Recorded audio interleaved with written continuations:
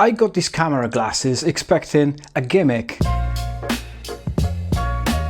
My Pixel 9 records better videos than this. The stabilisation is better, the image quality is better, low light is better too. So this review should be over already. Except it isn't, because at 3 weeks later I'm still wearing these. And that's what I wanted to understand. These are the OhO Sunshine 788 camera glasses. They're basically a pair of sunglasses with a camera hidden in the frame, a built-in microphone, internal storage and a battery. Now, camera glasses are not exactly new. I tested a pair years ago, around 2020. Honestly, they felt more like a cheap dashcam strapped to my face than a useful gadget. The footage wasn't particularly good, the experience wasn't particularly good, and most of the time I wasn't even sure whether it was recording, so I wasn't expecting much. But I did want to answer one simple question. Have camera glasses finally become useful? Not impressive, useful? Because those are two very different things. The first thing I wanted to know was whether I would actually wear them, because if they're uncomfortable, awkward or ugly, nothing else really matters. Thankfully they're very comfortable, they're lightweight and the hinges feel reasonably solid. The frames feel more like a normal sunglasses and less like a gadget pretending to be sunglasses. They're definitely sportier than I would normally wear. Personally, I would still prefer something closer to classic Ray-Ban style, but that's just personal taste. One thing I did discover later is that the lenses are replaceable. So if you wanted prescription lenses fitted, a local optician should be able to sort that out for you. The next surprise was how old school these things are. And I mean that in a good way. There isn't an app, there isn't an account, and there isn't a subscription, so you connect them to a computer, they appear as a USB drive, and that's pretty much it. I've actually got another pair of AI camera glasses here that take a completely different approach. They need an app, an account, a phone pairing, and even after going through all of that, I couldn't get them working straight out of the box. These just work. Inside the main folder is a file called config.txt. At first I completely ignored the manual and started editing the file myself. Turns out that's exactly what the manufacturer expects you to do.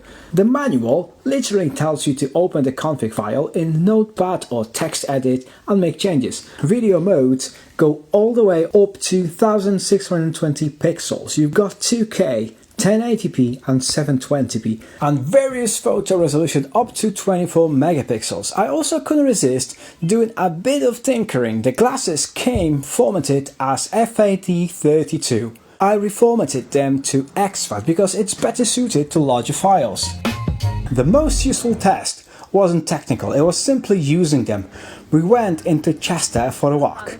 Can I have 2 ice creams, rum raisin? In cones, yeah. Please, yeah.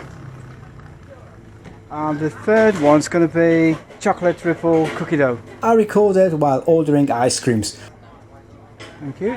Walking along the River Dee, sitting by the promenade, eating the ice cream. Just everyday, normal stuff. At one point, my little lad wanted to try them, so I handed the glasses over and let him record some clips. And that's where these glasses started making sense to me.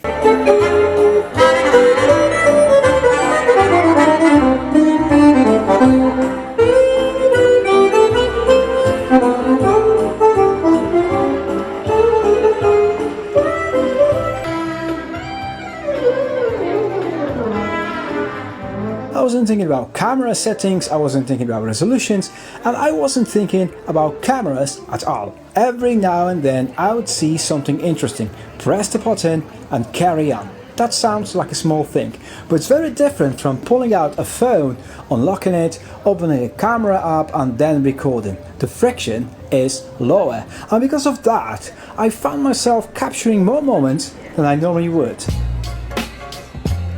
At this point I wanted a reality check, so I recorded the same scenes using these glasses and my Google Pixel 9, and yes, the Pixel wins. The stabilisation is better, the image is cleaner, and the dynamic range is better. That's not exactly shocking, but what's great was how well these glasses held up beside it, because this is effectively a tiny camera hidden inside a pair of sunglasses. And yet the footage remained perfectly usable. The best comparison I can think of it is a good CCTV camera. There's enough detail, colors are decent, exposure generally behaves itself, and it's a huge improvement compared to the camera glasses I tested a few years ago.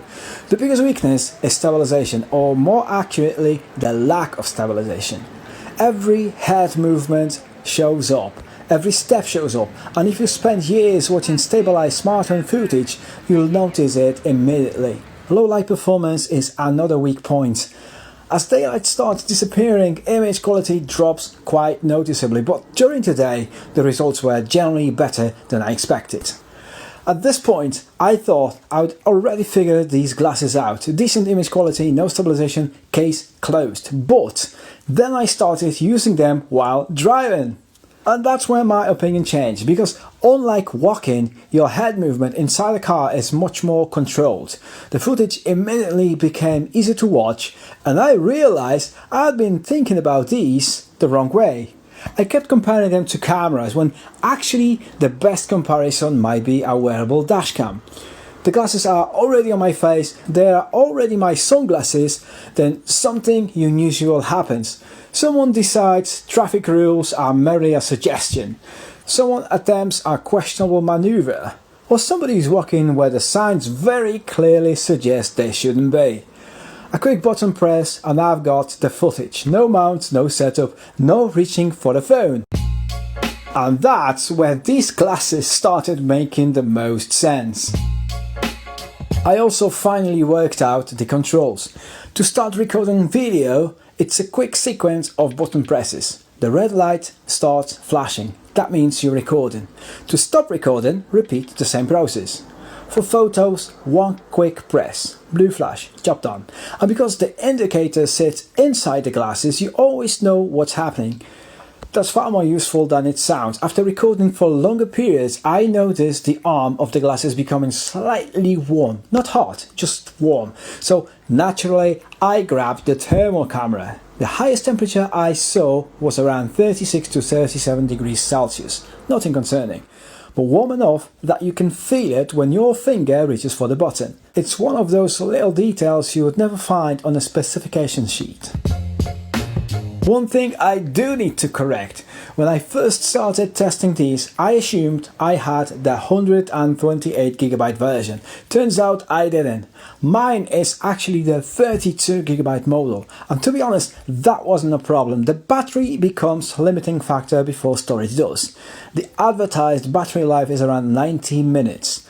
And based on my testing, that's pretty believable. I was comfortably getting over an hour of mixed use with photos and videos, so for the way I actually used them, battery life felt perfectly reasonable.